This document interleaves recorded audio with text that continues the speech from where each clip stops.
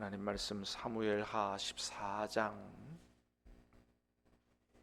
1절로 20절까지 말씀을 받겠습니다.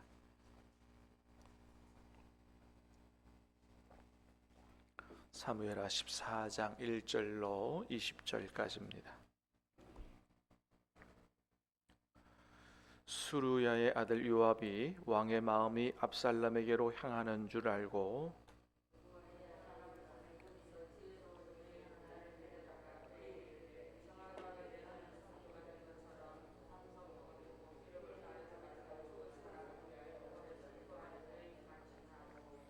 왕께 들어가서 그에게 이러이러하게 말하라고 요압이 그의 입에 할 말을 넣어 주니라.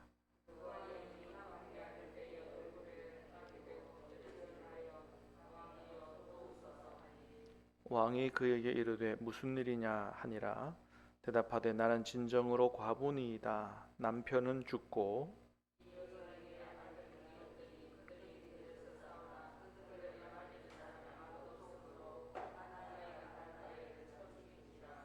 온 족속이 일어나서 당신의 여종 나를 핍박하여 말하기를 그의 동생을 쳐 죽인 자를 내놓으라.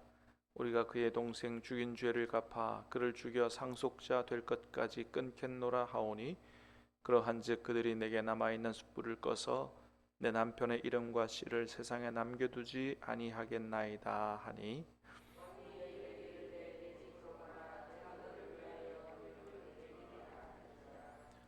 드고와 여인이 왕께 아뢰되 내 주 왕이여 그 죄는 나와 내 아버지의 집으로 돌릴 것이니 왕과 왕위는 허물이 없으리이다.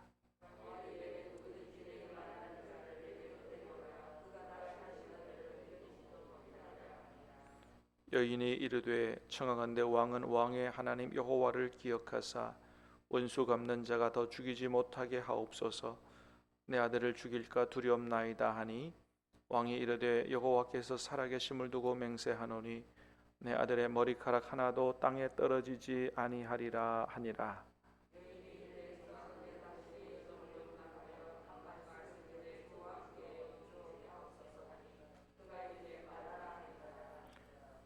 여인이 이르되 그러면 어찌하여 왕께서 하나님 백성에게 대하여 이 같은 생각을 하셨나이까? 이 말씀을 하심으로 왕께서 죄 있는 사람같이 되심은 그 내쫓긴 자를 왕께서 집으로 돌아오게 하지 아니하심이니이다.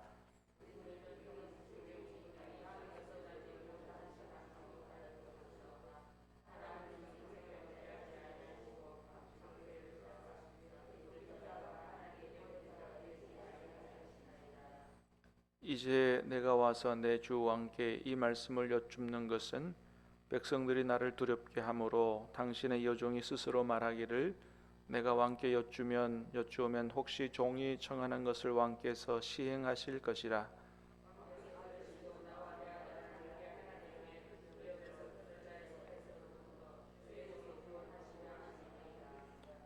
당신의 여종이 또 스스로 말하기를 내 주 왕의 말씀이 나의 위로가 되기를 원한다 하였사오니 이는 내 주 왕께서 하나님의 사자같이 선과 악을 분간하심이니이다.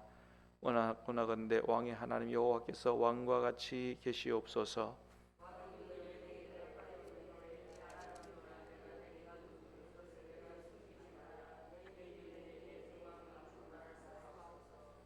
왕이 이르되 이 모든 일에 요압이 너와 함께 하였느냐 하니 여인이 대답하여 이르되 내 주 왕의 살아계심을 두고 맹세하옵나니 내 주 왕의 말씀을 좌로나 우로나 옮길 자가 없으리이다. 왕의 종 요압이 내게 명령하였고 그가 이 모든 말을 왕의 여종의 입에 넣어 주었사오니 이는 왕의 종 요압이 이 일의 형편을 바꾸려 하려 이같이 함이니이다. 내 주 왕의 지혜는 하나님의 사자의 지혜와 같아서 땅에 있는 일을 다 아시나이다 하니라. 아멘. 자, 오늘 말씀은 이제 다윗의 군대 장관 요압이 암논을 죽이고 도망간 압살롬을 다윗과 화해시키기 위해서 한 지혜로운 여인을 불러다가 다윗을 만나게 하는 그런 내용이 오늘 본문에 기록이 되어 있습니다. 자, 1절부터 3절까지 우리 다시 한번 보겠습니다. 시작.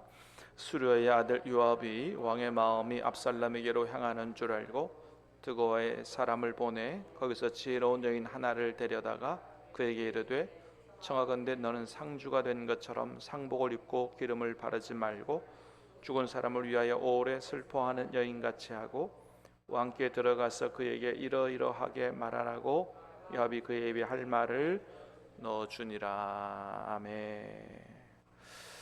자, 압살롬이 자기 동생의 일로 인해서 오랫동안 그 암논을 향해서 증오를 품어오다가 결국은 이제 암논을 살해하고 그술로 도망가죠. 그술로 도망가는데 그 그술의 왕은 자기 외할아버지입니다.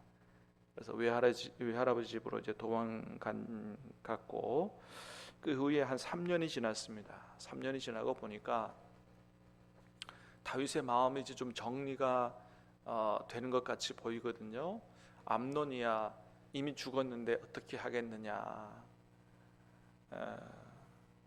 그래도 이 압살롬이 암논을 죽인 아주 나쁜 놈이긴 하지만 그래도 내 아들이니 또 아들을 보고 싶은 마음이 있을 거 아니겠어요? 그래서 다윗의 부하 요압이 다윗의 마음을 가만히 보니까 압살롬 보고 싶어 하는 것이 아주 눈에 그대로 보이는 거예요. 그래서 내가 어떻게든지 이 다윗의 마음을 좀 헤아려서 기쁨을 좀 드려야 되겠다 이렇게 생각을 하고 드고아에 있는 지혜로운 여인 하나를 불러다가 말을 다 줘서 너는 이렇게 하라. 상복을 입고 그렇게 왕 앞에 들어가서 내가 일러주는 대로 그렇게 해서 다 이야기하라. 그리고 이제 다윗에게로 이렇게 보내는 거죠. 그래서 이 여인이 요압이 시키는 대로 상복을 입고 며칠 못 먹은 사람처럼 그런 행색을 해가지고 다윗 왕한테 들어가서 그런 얘기를 하는 겁니다. 왕이여, 나는 남편이 죽었고 두 아들과 함께 사는 여자인데 어느 날 이 두 아들이 싸우다가 한 아들이 다른 아들을 죽여버렸습니다. 그런데 그 일을 안 이 가문 사람들조차도 아니 어떻게 자기 형제를 죽이느냐, 사람을 죽인 그놈도 죽어야 될 놈이다 이래서 그 남은 아들마저 내놓으라고 우리가 그 피해 복수를 해야 되겠다고 막 이렇게 지금 하고 있는 상황입니다. 그러니 그 가문의 사람들 말대로 하면 잘못하면 남은 아들까지도 다 죽게 생겼습니다. 그러면 나는 남편도 죽고 아들도 다 죽고 어떻게 하겠습니까? 제발 남아있는 아들 하나 죽지 않게 해달라고 자기를 도와달라고 이렇게 가서 지금 다윗 왕에게 간청을 하고 있는 것입니다. 자, 이 얘기를 들은 다윗이 뭐라 그래요? 그래, 죽은 자식이 어떻게 하겠느냐, 남은 자식 하나라도 죽지 않아야지. 참 너 사상을 들어보니까 정말 딱하다. 내가 너를 반드시 도와주겠다. 이런 얘기를 다윗 왕이 했습니다. 자, 그런데 그 얘기를 들은 여인이 감사합니다 하고 집으로 돌아가야 되는데 안 돌아가는 거예요. 안 돌아가고서는 다윗에게 한마디 충고 같은 얘기를 하는 것입니다. 자, 13절 말씀을 보겠습니다. 시작. 여인이 이르되 그러면 어찌하여 왕께서 하나님 백성에게 대하여 이 같은 생각을 하셨나이까? 이 말씀을 하심으로 왕께서 죄 있는 사람같이 되심은 그네 쫓긴 자를 왕께서 집으로 돌아오게 하지 아니하심이니이다. 아멘. 한마디로 말하면 이런 거예요. 아니, 왕께서는 이렇게 하나님 백성, 당신의 백성에 대해서 이렇게 이야기를 잘 들어주시면서, 그러니까 지금 내 얘기 잘 들어주셨잖아요.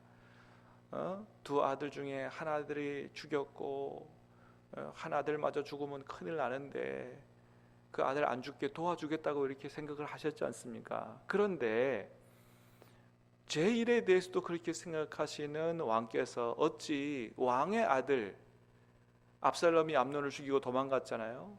그 남아 있는 압살롬에 대해서는 왜 이렇게 일을 소극적으로 처리하십니까? 빨리 데려와서 그 아들이 예? 왕 곁에서 같이 살 수 있도록 그렇게 조치를 취해야 되지 않습니까?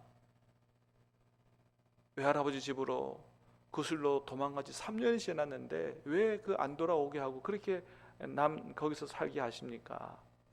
이런 얘기를 지금 하고 있는 거죠. 자, 14절 말씀도 보겠습니다.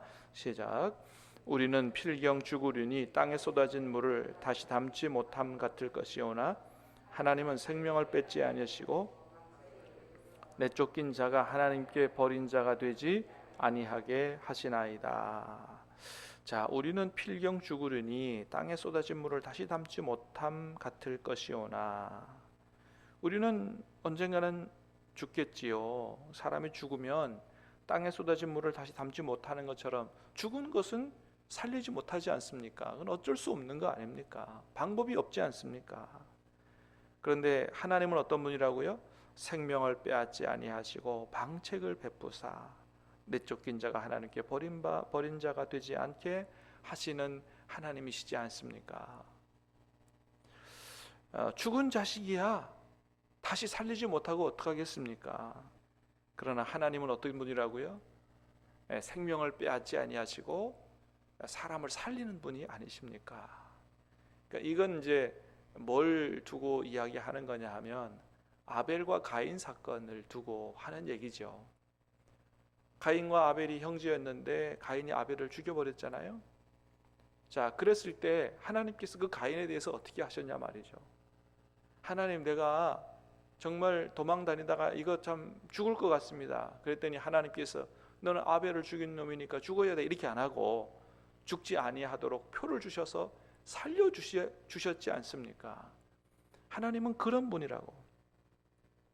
그러니 다윗이여, 왕이여, 당신도 암논을 죽인 압살롬 잘한 건 아니지만은 하나님의 마음을 가지시고 압살롬이 다시 살아 돌아올 수 있도록 은혜를 베푸십시오 라는 이야기를 하는 거죠.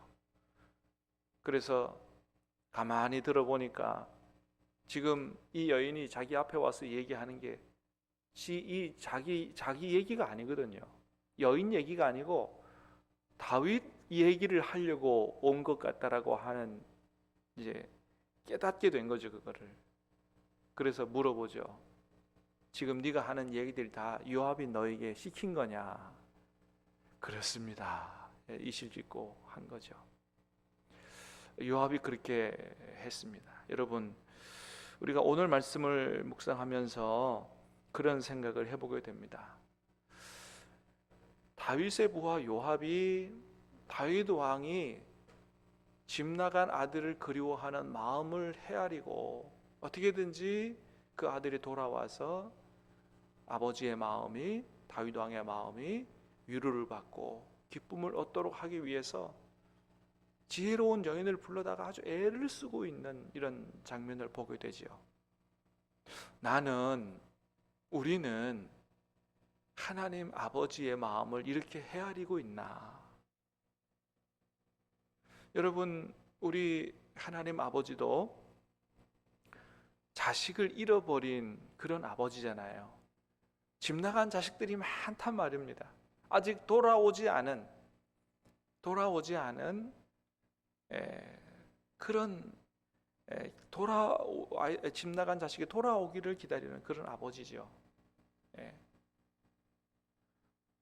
누가복음 15장에서 잘 보여주는 대로, 탕자의 비유에서 잘 보여주는 대로 그렇습니다.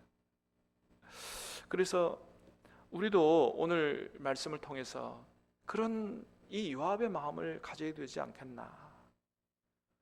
지금 우리의 마음에 급한 것도 있고 하나님 앞에 하나님 내 마음을 좀 알아주시고 내 마음을 위로해 주시고 내 마음의 소원도 좀 이루어 주시고 이런 내 마음도 있지만 내 마음보다 더 우선해서 하나님의 마음을 헤아릴 수 있는 이런 마음을 우리가 가져야 되지 않겠나. 우리가 지금 9월달 10월달 우리가 마태파티 구역 전도를 위해서 열심히 기도하고 그렇게 전도를 하려고 우리가 계획하고 있는 중인데, 우리가 아직 하나님께로 돌아오지 않은 그런 전도 대상자들, 하나님의 자녀들을 어떻게 하면 하나님께로 돌아오게 해서 하나님 마음의 기쁨을 드릴 수 있어야 되지 않겠는가 하는 그런 마음을 가지고 요압이 지혜로운 여인을 불러다가 그렇게 했던 그런 것처럼 어떻게 하면 우리의 집 나간 전도대상자들이 돌아와서 하나님 품에 안길 수 있을까 계획을 가지고 이를 실천하는 이런 삶을 살아야 되지 않겠나 하는 생각을 해보게 됩니다. 오늘 이 아침에 오늘 말씀을 깊이 묵상하면서 하나님, 우리도 요압과 같이 하나님의 마음을 나의 마음보다 더 우선적으로 하나님의 마음을 헤아리는 그러한 우리들이 되게 해달라고 기도하고, 또 우리의 전도 대상자들을 하나님께로 돌아오도록 하기 위해서 우리는 어떻게 계획을 가지고 또 어떤 전도를 실천해야 되겠는가 깊이 생각하면서 기도하는 오늘 이 아침 될 수 있게 되기를 주님의 이름으로 축복합니다. 기도하겠습니다. 은혜로우신 주님, 감사합니다. 오늘 말씀을 통해서 다윗 왕의 마음을